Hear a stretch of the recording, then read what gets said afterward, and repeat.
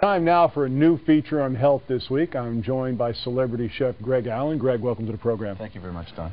Now, I want to tell you a little side story. I met Greg one day, and he was preparing a variety of food, the aroma of which and the taste of which were just so amazing.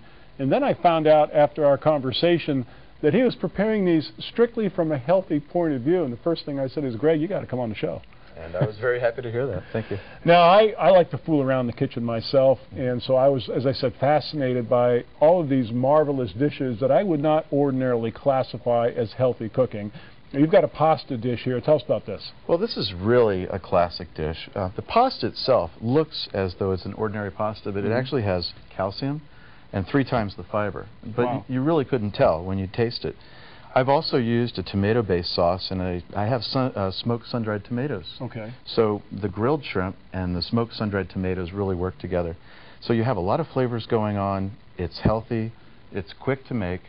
And that's all there really is to it. Well, you know, it's so important, too, when you want to look at your plate of food and you want it to be aesthetically pleasing, and this definitely is. This looks like something that would be served in a restaurant, which I would expect of a celebrity chef. But you mentioned that this was a tomato pesto sauce. Now, yes. when I think of pesto, I usually think of an arugula or maybe a basil pesto sauce, which has, you know, a lot of olive oil, has a lot of Parmesan cheese. What have you done differently with this? Well, classic pesto is it's basil, and you have some pine nuts, some pecorino cheese, some olive oil. After doing some research and finding out more about Italian cooking, which is fascinating in itself, I found out that the tomato-based pesto was available, so I started experimenting with that. And I came up with a tomato-based pesto that has no cheese in it, so it's not really pesto. But the smoked sun-dried tomatoes, I just think it's so good with the shrimp. And so you've got a variety here. You've got a lot of different flavors. I've noticed you have, there's bits of asparagus or something in here as well? Actually, those are green beans. Green beans? I cut at a bias so that they look very similar to the penne pasta. Interesting.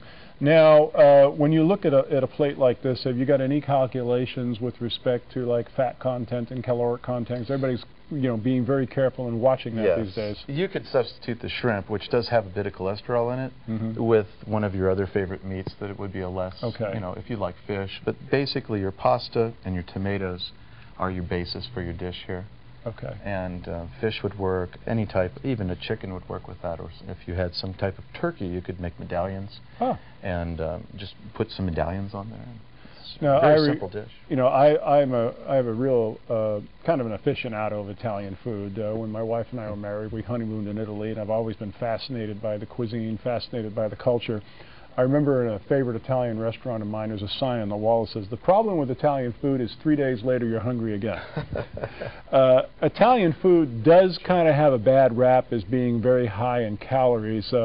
You've kind of taken that away in this dish. Tell us how. Actually, it's fascinating. Italian food, typically what's served in the restaurants is high in calories because they want to have a profit margin. However, the actual Italian dishes that are served are healthy as all heck. Basically, if you're along the coastline, you're going to find that the dishes consist of the fish and local produce. As you go inland, you're going to find more lamb and very little beef, but plenty of goats and things like that that are used for the cooking. Well, it's interesting because this looks like something that I would expect to find like in Livorno or something on the western coast of Italy, because there's, you know, pasta, tomatoes, the shrimp, which comes from the seafood, and of course that's a seafaring town, so you see a tremendous amount of that. This is actually the kind of dish that you would expect to be served in Italy. That's what I was aiming for. But you don't really see this on Italian menus here in the United States. The closest thing that would come to my mind would be like shrimp scampi, which is loaded with butter, and again goes against the grain of what we're trying to accomplish here on the program.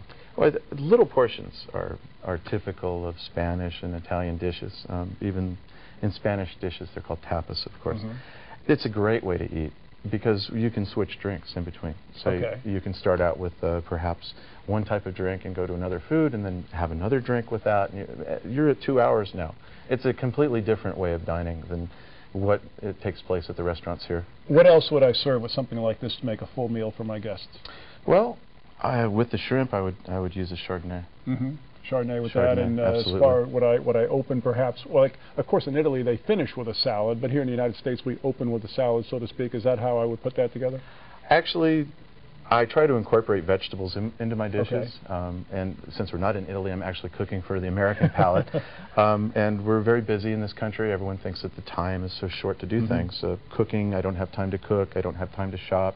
Well, here you have everything in one place. You have your protein, your carbohydrate, you even have calcium, Wow. which is added to the pasta. So fantastic flavors here in just 10 minutes of preparation. Well, I wish you were here because I'm going to enjoy this in about 5 minutes. Again, it's Chef Greg Allyn, and of course the website is FrancoisAllynChef.com. Yes, sir. Thanks so much for joining us on the program. Thank you.